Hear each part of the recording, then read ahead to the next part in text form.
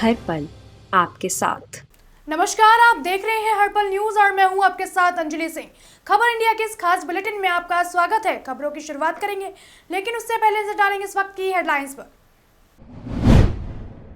UP में BJP का door to door Dastak अभियान शुरू। प्रदेश अध्यक्ष स्वतंत्र देव ने घर घर जाके लोगों से की मुलाकात। बीजेपी का रिपोर्ट कार्ड लगाएं घर के बाहर।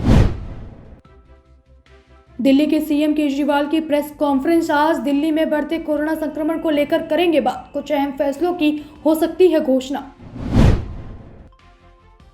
राजस्थान में रीट 2021 के तहत भर्तियों की घोषणा। 32,000 रिक्त पदों पर की जाएगी भर्ती। 9 फरवरी 2022 होगी आवेदन की आखिरी डेट।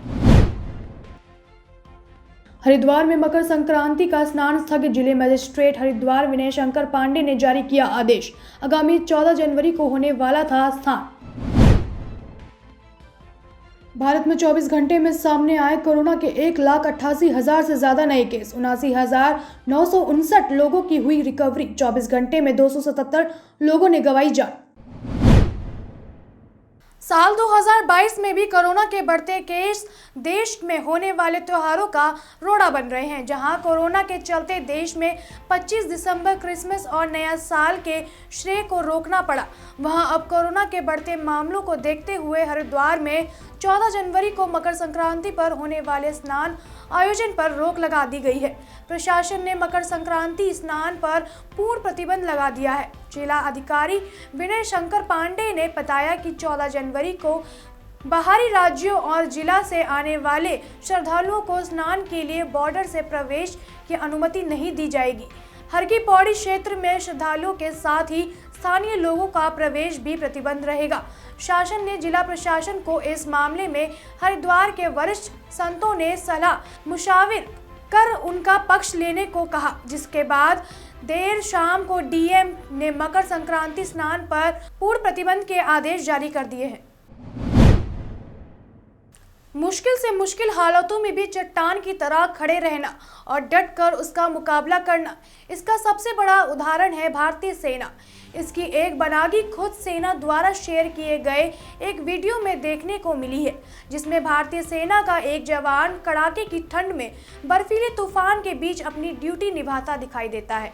भारतीय सेना का ये जवान घुटने भर बर्फ में खड़े होकर देश की शहादत निगरानी करता नजर आ रहा है।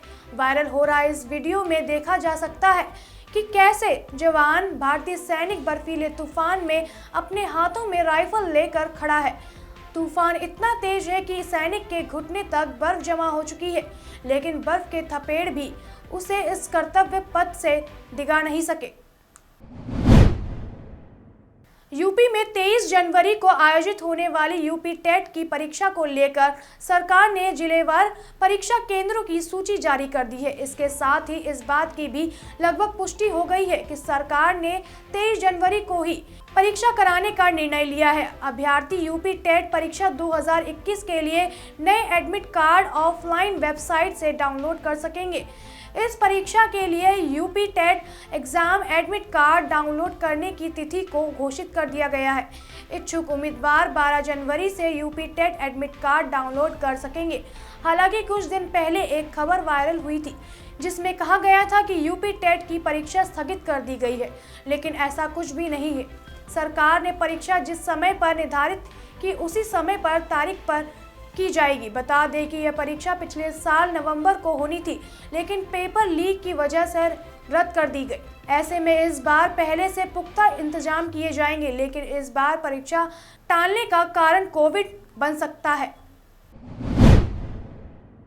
राजस्थान शिक्षा विभाग ने राज्य स्तर पर शिक्षक भर्ती के लिए राजस्थान पात्रता परीक्षा रीट 2021 के तहत भर्तियों की घोषणा कर दी है। विभाग ने शिक्षक स्तर 1 और शिक्षक स्तर 2 यानी उच्च प्राथमिक कक्षा 6 से 8वीं के 32,000 रिक्त पदों पर भर्ती की घोषणा की है। इससे भर्ती के लिए ऑफलाइन आवेदन 10 जनवरी से शुरू हो जाएंगे। इच्छुक और पात्र उम्मीदवार जिनके पास BA, BEd स्नातकोत्तर डिग्री है, वे अपनी लॉगिन आईडी और पासवर्ड दर्ज करके sso.rajasthan.government.in पर आवेदन कर सकते हैं। आवेदन करने के लिए लास्ट डेट 9 फरवरी 2022 निर्धारित है। देश की राजधानी दिल्ली समेत उत्तर भारत में कई इलाकों में बीते कुछ दिनों में जमकर बारिश हुई। हालांकि अब आने वाले दिनों में बारिश कई राज्यों में रुक कर सकती है। इसको लेकर मौसम विभाग ने चेतावनी जारी की है। वेस्टर्न डिस्टर्बेंस के चलते देश के पूर्वी हिस्सों में आज जमकर बारिश हो सकती है। मौसम विभाग ने येलो और ऑरेंज अलर्ट भी जारी किया है। उधर दिल्ली समेत उत्तर भारत में एक बार फिर से कपकपाने वाली सर्दी की वापसी हो सकती है। दिल्ली, जयपुर, चंडीगढ़ समेत कई इलाकों में न्यूनतम तापमान में गिरावट दर्ज की जा सकती है। मौसम विभाग का कहना है कि वेस्टर्न डिस्टर्बेंस ओडिशा, झारखंड, बंगाल और बिहार की ओर बढ़ रही है, जिसके चलते इन राज्यों में झमझमाकर बारिश होगी। बता दें कि 11 जनवरी से 13 जनवरी तक के लिए इन राज्यों में येलो और ऑरेंज अलर्ट जारी किया है। साथ ही उड़ीसा से पहले ही 11 और 12 जनवरी के लिए ऑरेंज अलर्ट के तहत 11 जनवरी को छत्तीसगढ़, झारखंड और उड़ीसा में ओलावृष्टि की भी संभावना है। मौसम विभाग के अधिकारी के माने तो उत्तर भारत में ठंड की वापसी हो सकती है। राजस्थान, हरियाणा में घना कोहरा छा सकता है। इसके अलावा राष्ट्रीय राजधानी दिल्ली में भी 16 जनवरी तक बारिश की गई संभावना जताई गई है। गौरतलब है कि रविवार तक राजधानी और उसके आसपास के इलाकों में जमकर बारिश हुई थी।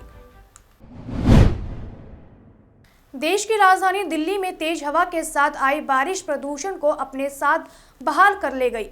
वहीं दिल्ली का AQI फिलहाल संतोषजनक श्रेणी में 93 दर्ज किया गया है। बता दें कि बारिश और तेज हवा के चलते मिली यह राहत ज्यादा देर टिकने वाली नहीं है। वहीं वायु गुणवत्ता के निगरानी करने वाली एजेंसियों का पूर्ण अनुमान है कि आगामी दिनों में तापमान में गिरावट के साथ ही हवा की रफ्तार भी धीमी होगी। इसके चलते प्रदूषण के लेवल में भी इजाफा होने की शुरुआत होगी। दरअसल राजधानी के लोगों ने बीते नवंबर और दिसंबर महीने में बेहद प्रदूषित हवा में सांस ली है। इस दौरान मौसम के अलग अलग कारकों के चलते लंबे समय तक AQI 300 अंकों के ऊपर यानी बेहद खराब था, गंभीर श्रेणी में हुआ है। फिलहाल बीते 3 दिनों में हुई मौसम की गतिविधि से एयर क्लैरिटी इंडेक्स में काफ़ी अच्छा खास सुधार देखा गया है। वहीं दिल्ली अब ग्रीन जोन में आ गई है। केंद्रीय प्रदूषण नियंत्रण बोर्ड के मुताबिक बीते शनिवार के दिन दिल्ली का औसत AQI 91 अंक रहा। हालांकि इस लेवल की हवा को संतोषजनक श्रेणी में रखा जाता है। ऐसे में दिल्ली के ज़्यादातर निगरानी केंद्रों का AQI 100 से अंक नीचे रहा। राष्ट्रीय राजधानी दिल्ली में आज यानी 11 जनवरी को मौसम साफ रहने की उम्मीद है।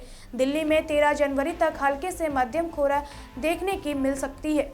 वहीं न्यूनतम तापमान 7 से 9 डिग्री सेल्सियस जबकि अधिकतम तापमान 17 से 20 डिग्री सेल्सियस तक रहने का अनुमान है। मौसम विभाग के मुताबिक उत्तर प्रदेश, हिमाचल प्रदेश और उत्तराखंड के कुछ हिस्सों में बारिश होने की संभावना है, जबकि हिमाचल के चंबा जिले में ऊपरी इलाकों में जबरदस्त बर्फबारी हो रही है। हिमाचल प्रदेश के चंबा के प्रसिद्ध पर्यटन स्थल डलहौजी में फिर से हिमयुग लौट आया है। ताजा बर्फबारी से हर तरफ बर्फ की सफेद मोटी चादर बिछ गई है।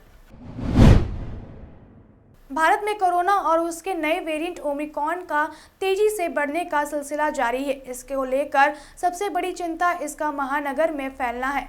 दिल्ली, मुंबई और कोलकाता से पहले ही रिकॉर्ड संख्या में केस आ रहे हैं और अब एक और महानगर चेन्नई में भी पॉजिटिविटी रेट भी बड़ा उछाल देखने को मिल रहा है।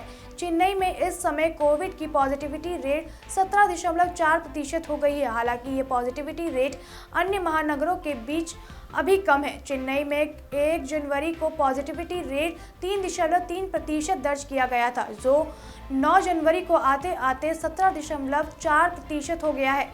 ये आंकड़ा तमिलनाडु राज्य के पॉजिटिविटी रेट से ठीक 2 गुना है। इसके दौरान राज्य में पॉजिटिविटी रेट 1.4% से बढ़कर 8.7% हुआ है। चेन्नई में कोरोना महामारी की शुरुआत के बाद पूरे राज्य में सबसे ज़्यादा केस दर्ज किए गए हैं। कोरोना की तीसरी लहर में यही आंकड़े सामने निकल कर आ रहे हैं। तमिलनाडु में कोरोना के केसों को देखते हुए रविवार को लॉकडाउन कर दिया गया है, लेकिन फिर भी संक्रमण बढ़ता जा रहा है। बीते 24 घंटे में कोरोना के 12,895 मामले सामने आए हैं। इसमें सिर्फ चेन्नई के 6,186 लोग पॉजिटिव पाए गए हैं। वहीं 1,808 लोगों ने कोरोना को हराया है, जबकि 12 लोग की इससे मौत हो गई है। वीकेंड पर कर्फ्यू, पूरे राज्य में पब्लिक ट्रांसपोर्ट और दुकानों को बंद रखा गया। बिहार में कोरोना संक्रमण की रफ्तार हर दिन रोजाना दोगुनी रफ्तार से बढ़ती जा रही है। जहां राजधानी पटना में बीते 24 घंटे में कोरोना से 6 साल की मासूम सहित 5 लोगों की मौत हो गई।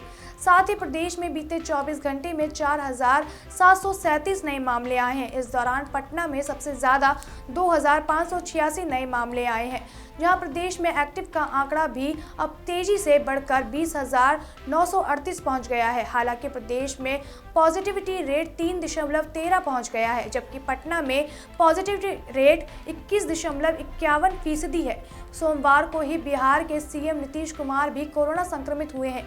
दरअसल जानकारी के मुताबिक सोमवार को 1,51,475 लोगों को कोरोना टेस्टिंग करवाई गई थी, जिसमें 4,737 लोगों की रिपोर्ट कोरोना पॉजिटिव पाई गई है।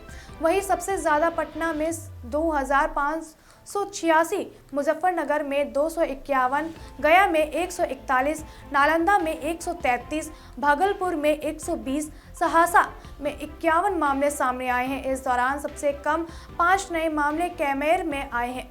वहीं बक्सर और शोखपुरा 7 नए मामले आए हैं। ऐसे में संक्रमण के बढ़ते मामलों को लेकर स्वास्थ्य विशेषज्ञों ने बताया कि संक्रमण की इस तेजी से रफ्तार में बचाव के लिए कोरोना से लड़ाई पूरी तरह हो सकती है। भारत में पिछले कुछ दिनों से कोरोना और ओमिक्रॉन ने जमकर रफ्तार पकड़ी है। इसको देखते हुए भारत सरकार ने विदेश से आने वाले यात्रियों के लिए एक गाइडलाइन जारी की है। इसके मुताबिक विदेश से आने वाले सभी यात्रियों के लिए 7 दिन का होम क्वारंटाइन जरूर होगा। 8वें दिन यात्रियों का RT-PCR टेस्ट किया जाएगा। ये गाइडलाइन आज से जारी हो रही है। स्वास्थ्य मंत्रालय ने इस संबंध में बताया है कि अंतर्राष्ट्रीय यात्रियों के लिए संशोधन दिशा निर्देश जारी किए गए हैं, जिससे कोरोना और ओमिक्रॉन वेरिएंट के संक्रमण को रोका जा सकेगा। स्वास्थ्य मंत्रालय ने कहा कि कोरोना की गंभीर स्थिति के मद्देनजर यह निर्णय लिया कि विदेश से आने वाले को तुरंत ही बाहर निकालने या इधर उधर घूमने की इजाज़त नहीं होगी। उन्हें पहले होम क्वारंटाइन में रहना होगा। इसके 8 दिन बाद RT-PCR टेस्ट कराना जरूर होगा।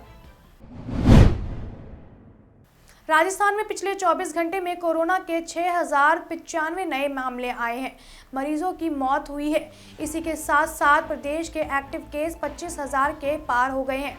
आपको बता दें कि राज्य के 33 में से 10 जिलों में 100 से ज्यादा केस पाए गए हैं। वहीं सीएम अशोक गहलोत के संक्रमित होने के बाद उनकी पत्नी सुनीता गहलोत भी पॉजिटिव मिली है।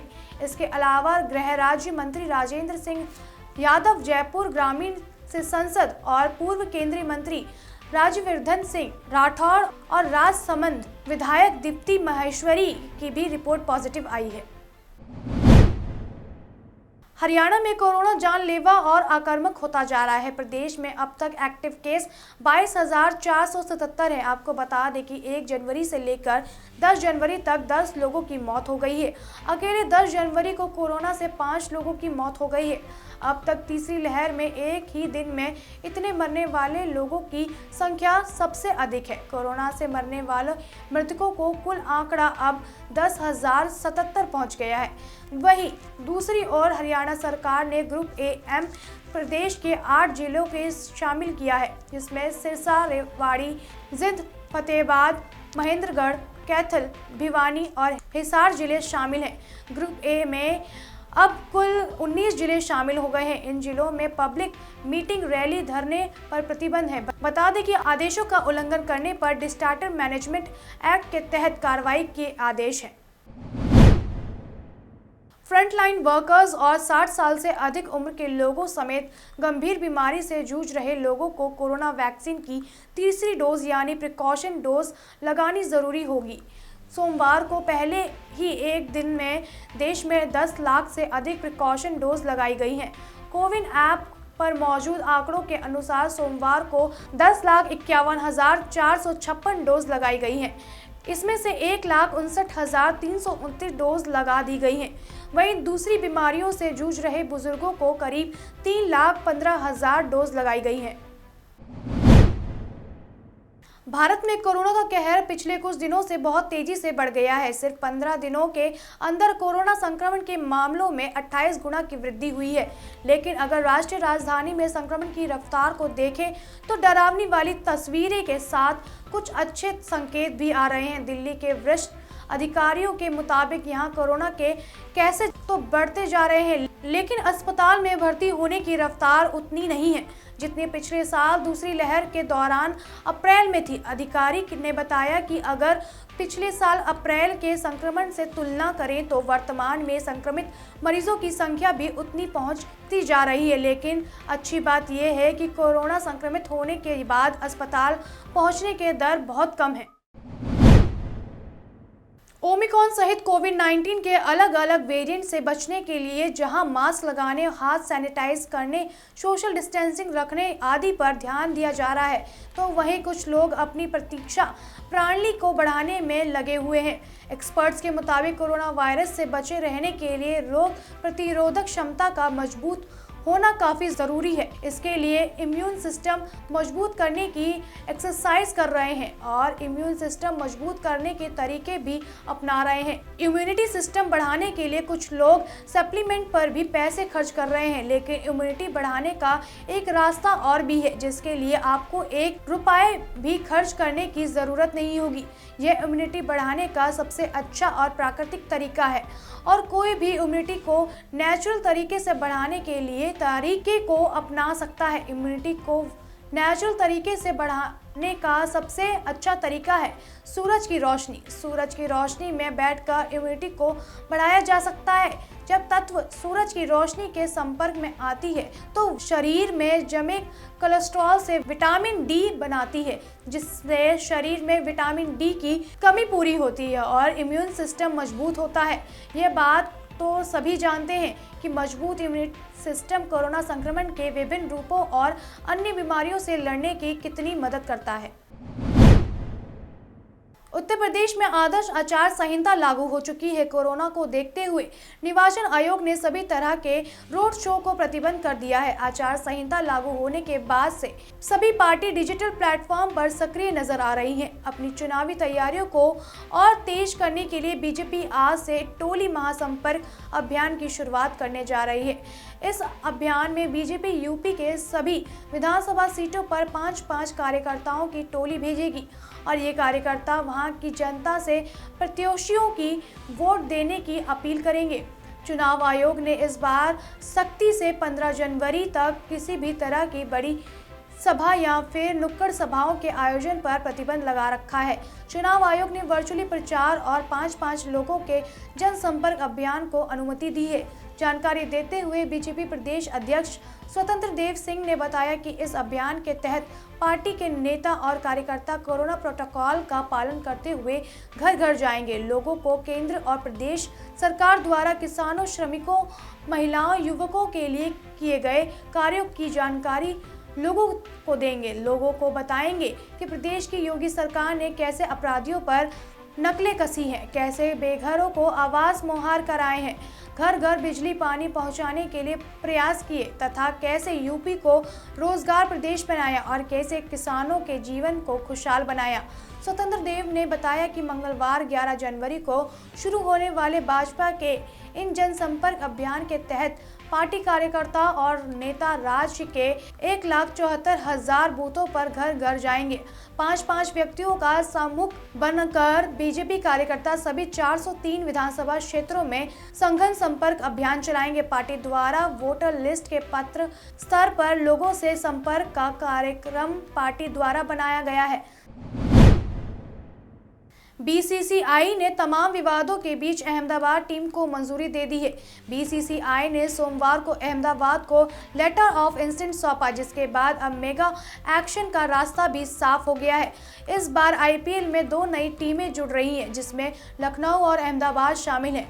लखनऊ के साथ कोई दिक्कत नहीं हुई थी, लेकिन अहमदाबाद टीम को खरीदने वाले सीवीसी ग्रुप के सट्टा लगाने वाली कंपनियों से संबंध होने के बाद सामने आई थी, जिसके बाद बीसीसीआई ने एक कमेटी का गठन किया था जो अपनी रिपोर्ट सौंप चुकी है। अहमदाबाद टीम को सीवीसी ग्रुप के कुल 5,625 करोड़ रुपए में खरीदा था, जबकि लखनऊ टीम को आरपी संजीव गोयनका ग्रुप ने 7,090 करोड़ रुपए में खरीदा था, जबकि अब तक दोनों टीमों को लेटर ऑफ इंटेंट मिल गया है। तो वहीं जल्द ही टीमें अपने 3 खिलाड़ियों की लिस्ट सौंप सकती है।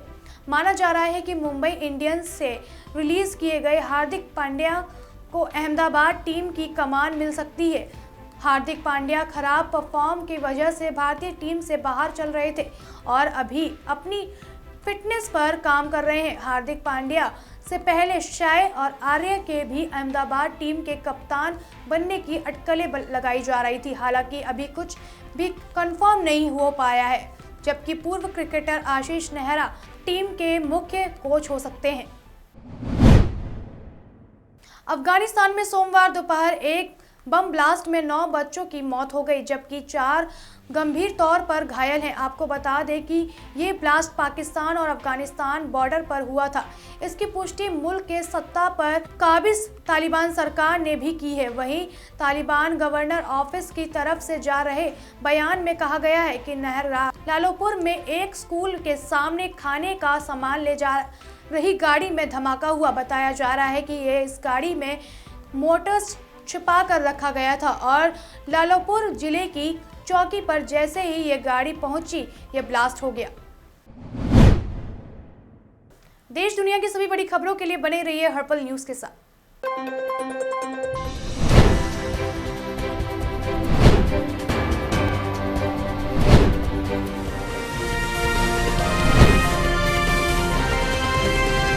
हर पल आपके साथ।